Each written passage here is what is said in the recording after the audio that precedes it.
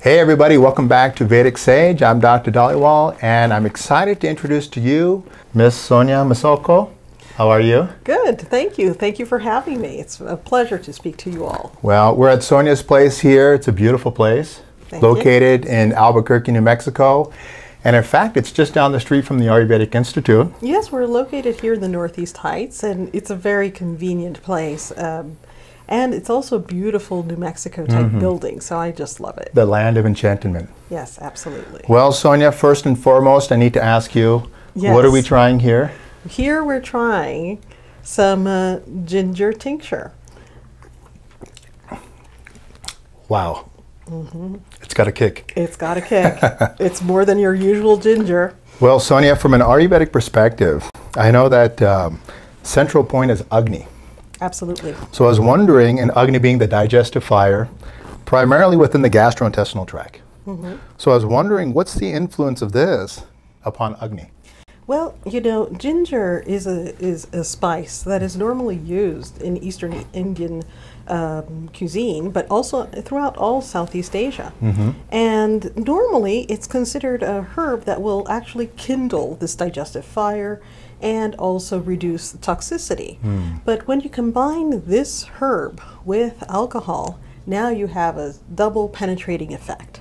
So it's able to penetrate deeper into tissue without taxing the Agni system? Is that? Absolutely. And if there would be a deeper coat of toxicity, then you don't have to rely on your digestive fire. The preparation does it for you. And you mentioned toxicity. How does Ayurveda look upon toxicity and its relationship to the Agni or the digestive fire? Well, in Ayurveda, Agni and toxicity go hand in hand, and it's actually the focal point of our treatments in general. And I would say that if you would have toxicity, not only what you eat is not being processed and the nutrients are not going to the system, but also the way you process what is happening in everyday life. Thoughts, emotions are not truly processed in a really clear way.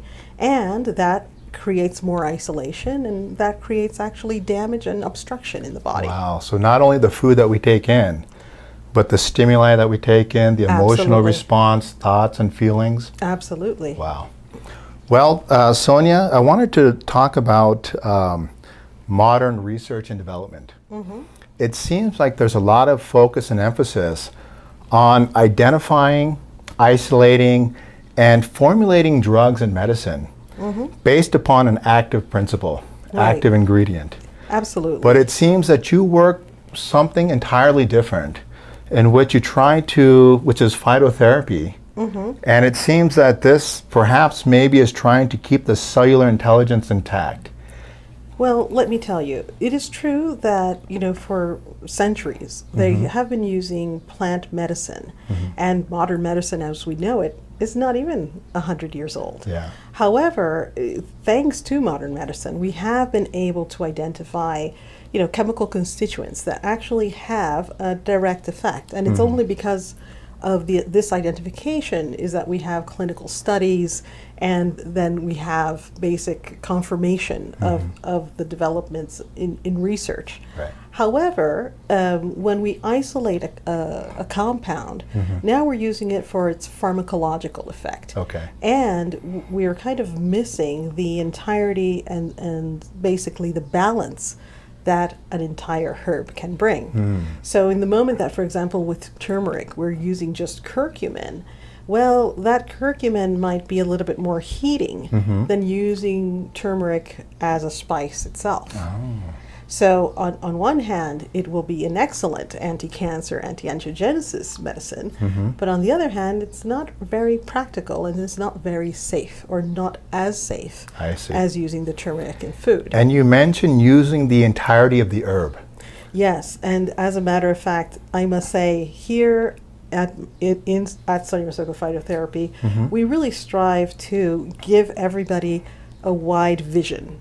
So we have the herbs as single herbs that people can use for teas or making honey or medicated wines or vinegars, but also you know, we make tinctures, we make cordials, we do offer our clients standardized extracts if they so need it for a pharmacological reason. Okay. But, you know, there's also the essential oil, there's also the use of a distillate, there's also the use of essences. Wow. And the essences are the subtle vibrations of a plant. Okay. So let's say that olive essence, for example, it's a batch flower remedy. And realistically, we're not really using plant matter. We're using the vibration or the energetics of that. Wow. And the energetics of that is to relieve from being tired. It gives people more energy without necessarily building the body or doing exercise. It's just very subtle. So sometimes there are things that cannot be achieved by using material dose or plant medicine per se in quantity. And sometimes you can use the subtle side of the plant matter to achieve those things. Well, I have to admit, the first time that I had a lecture from you, we were talking about essential oils. And you took it as far as talking about the chakra system, which blew my mind.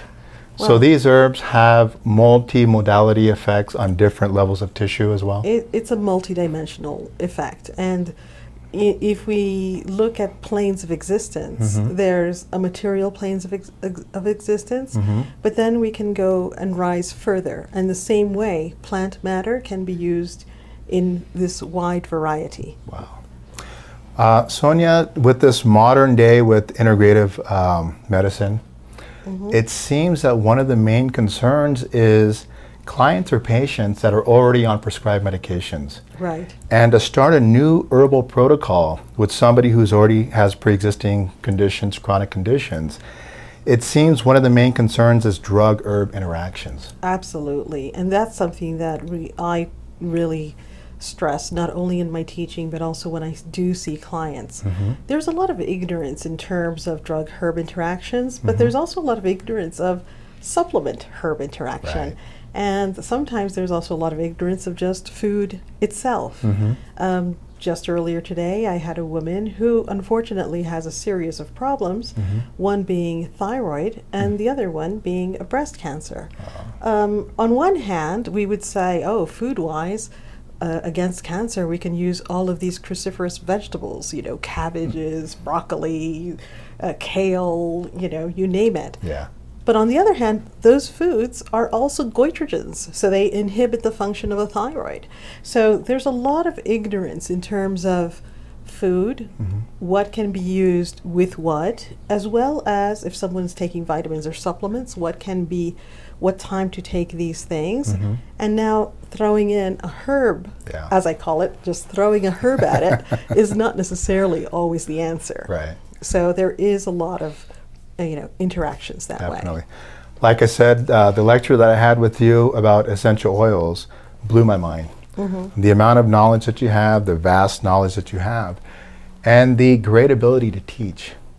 I was wondering, are you still teaching these days? I am still teaching these days. On one hand, there's a big library of lectures available on a site, which is soniamasoccoedu.com. Okay. And there we've divided it by Ayurveda, Phytotherapy, food as medicine, and basically somebody can just go there, scroll, and see the topics and see what is covered. Okay. And on the other hand, I also teach at the University of New Mexico. Very nice. So we have a clinical herbalism program, and it's health and human services. So we also do food as medicine. We do some Ayurvedic assessment there. Very nice. And this program is actually developing quite nicely. Very good. Sonia, for the people who are watching, what's the best way that they can get in contact with you? Well, the best way would be through email, info@soniamasocco.com. And for the education, it's instead soniamasoccoedu.com. Very good, Sonia. Everybody, thanks for watching. Sonia, thank you so much for being here. It's been a pleasure. Cheers to good health. Cheers to good health.